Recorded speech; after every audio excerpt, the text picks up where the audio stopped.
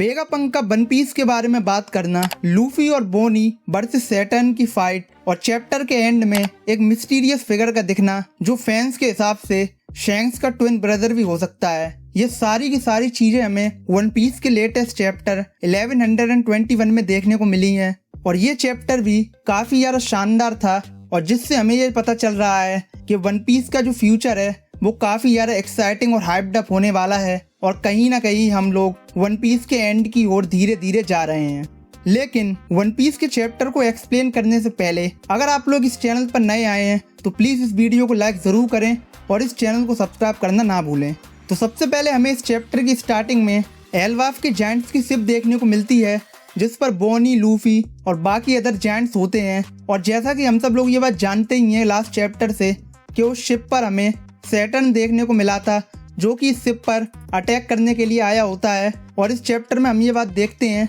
कि वो सारे जायंट्स पर एक साथ अटैक करना स्टार्ट कर देता है और इसके बाद हम नेक्स्ट पैनल में लूफी को उस पर अटैक करते हुए देखते हैं। लेकिन हमें सबसे बड़ी बात इसमें ये भी देखने को मिलती है कि लूफी के साथ साथ बोनी भी दोबारा से नी का फॉर्म में ट्रांसफॉर्म हो गई है और वो दोनों मिलकर सैटर्न पर अटैक करने की कोशिश करते हैं और लूफी उससे बोलता है कि हम दोनों मिलकर सैटर्न पर अटैक कर सकते हैं। इसके बाद हमें नेक्स्ट पैनल में वेगापंक की स्पीच दोबारा से कंटिन्यू होती हुई सुनाई देती है जहां पर वो एंशिएंट वेपन्स के बारे में दुनिया को बताता है और हमें उसी मोमेंट पर दोबारा से वीवी देखने को मिलती है और उसके साथ साथ हमें शिराओशी भी देखने को मिलती है। और कहीं ना कहीं मैं इस बात से भी थोड़ा बहुत एग्री करने लगा हूँ उन थ्योरीज को लेकर कि क्या पता वीवी भी एक एंशिएंट वेपन हो शिराओशी की तरह, क्योंकि ओडा सेंसेई हाल फिलहाल में काफी ज्यादा रिएक्शंस हमें दिखा रहे हैं वीवी के और वो शायद one of the fewest characters होगी इस पूरे एगेट आर्क में जिसके रिएक्शन हमें देखने को मिले हैं वेगापंक के मैसेज को लेकर।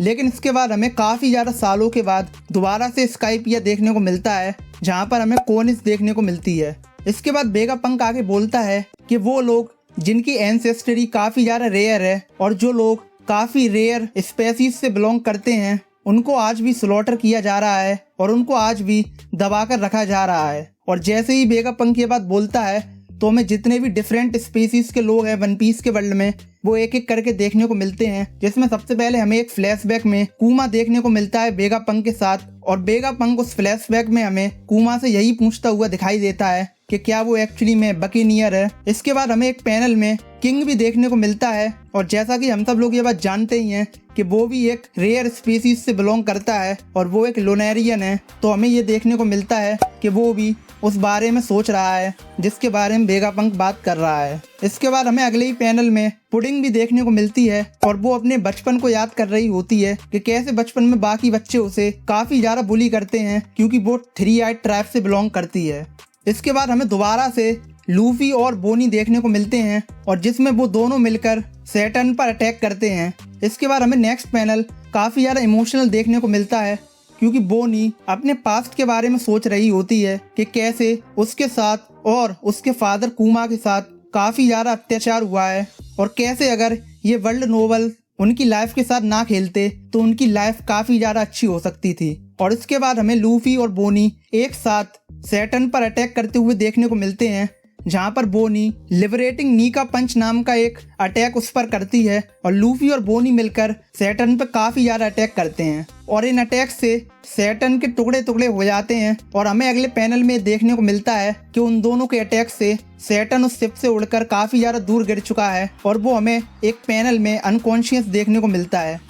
इसके बाद हमें एक पैनल में आइसबर्ग भी देखने को मिलता है और उसके साथ साथ हमें जज और सीजर किसी बात पर आर्गुमेंट करते हुए देखने को मिलते हैं और जिनके साथ हमें नेक्स्ट पैनल में हारेदास का रिएक्शन भी देखने को मिलता है। इसके बाद हमें एक और पैनल में एमेथ, वॉलकरी और जुपिटर के सामने देखने को मिलता है और उसके बाद हमें 1000 सनी देखने को मिलती है जो कि काफी तेजी से एगेट आइलैंड के ऊपर से गिरती हुई हमें समंदर में देखने को मिलती है। इसके बाद वेगापंक की स्पीच हमें दोबारा से सुनने को मिलती है जहाँ पर वो सबसे पहले ये बात बोलता है कि रॉजर को मरे हुए अब 25 साल हो गए हैं और अब 2 साल से ज्यादा हो चुके हैं व्हाइट बियर्ड की डेथ को। और जिसके बाद वो आगे बोलता है लेकिन कुछ ऐसे इंडिविजुअल्स हैं इस दुनिया में जिन्हें दबाया नहीं जा सकता है और वही वो इंडिविजुअल्स हैं जो सच्चाई के सबसे ज्यादा क्लोज हैं। और जिसके बाद वो आगे बोलता है कि क्या ये एक कोइंसिडेंस है या फिर इस चीज को रॉजर ने सेट इन मोशन किया था। और जब वेगापंक ये बात बोल रहा होता है तो हमें वही रॉजर के काफ़ी ज़्यादा आइकॉनिक लाइंस देखने को मिलती हैं और चैप्टर 1 का जो काफ़ी ज़्यादा एपिक पैनल है वो हमें दोबारा से देखने को मिलता है, जहाँ पर रॉजर ये बात कर रहा होता है सारे लोगों से कि अगर तुम्हें मेरा ट्रेजर ढूंढना है तो वो वही है जहाँ मैंने छोड़ा था। इसके बाद हमें दोबारा से रेली देखने को मिलता है जो कि वेगापंक के इस मैसेज को सुनकर और काफ़ी ज़्यादा ड्रिंक करने के बाद हमें एक पैनल में सोते हुए देखने को मिलता है। इसके बाद वेगापंक आगे बोलता है कि अनफॉर्चुनेटली इसकी कोई गारंटी नहीं है कि जो वन पीस है वो उसी इंसान को मिलेगा जिसके लिए जॉय वो चाहता था। और जैसे ही वेगापंक ये बात बोल रहा होता है तो हमें एक पैनल में हाचिनोसु देखने को मिलता है और उसके नेक्स्ट पैनल में हमें शैंक्स की शिप देखने को मिलती है। और इसके बाद हमें नेक्स्ट पैनल में बगी का बेस देखने को मिलता है जहाँ पर हमें क्रॉस गिल्ड के मेंबर देखने को मिलते हैं और जिसमें हमें एक पैनल में मियोक और क्रोकोडाइल भी देखने को मिलते हैं। लेकिन इसके बाद हमें इस चैप्टर के एंड में काफ़ी ज़्यादा शानदार पैनल देखने को मिलता है और जिसमें वेगापंक सबसे पहले ये बात बोलता है कि इस पूरी दुनिया का फेट उस बात पर डिसाइड करेगा कि कौन सबसे पहले वन पीस को फाइंड करेगा। और जब वेगापंक ये बात बोल रहा होता है इस चैप्टर के एंड में तो हमें इस चैप्टर के फाइनल पेज पर काफ़ी ज़्यादा एपिक पैनल देखने को मिलता है और जिसमें हमें सबसे पहले हमारे चारों एम्परर हमें देखने को मिलते हैं और उनके साथ साथ हमें अकाइनू, ड्रैगन, ईमू, कोबी, साबो, सेंट फिगरलैंड गार्लिंग और कुसान भी हमें देखने को मिलता है। लेकिन इसमें एक और इंटरेस्टिंग चीज़ हमें देखने को मिलती है इस पैनल में, क्योंकि हमें हल्की सी एक शेडो में एक काफ़ी ज़्यादा मिस्टीरियस फिगर देखने को मिलता है जिसके पास हूबहू उसी तरीके की तलवार हमें देखने को मिलती है जैसे कि शैंक्स पर है। और इस चीज़ को देखने के बाद काफ़ी फैंस इस बात पर इंटरनेट पर चर्चा कर रहे हैं कि जो शैंक्स के ट्विन ब्रदर की जो थ्योरी थी वो कहीं ना कहीं सच है।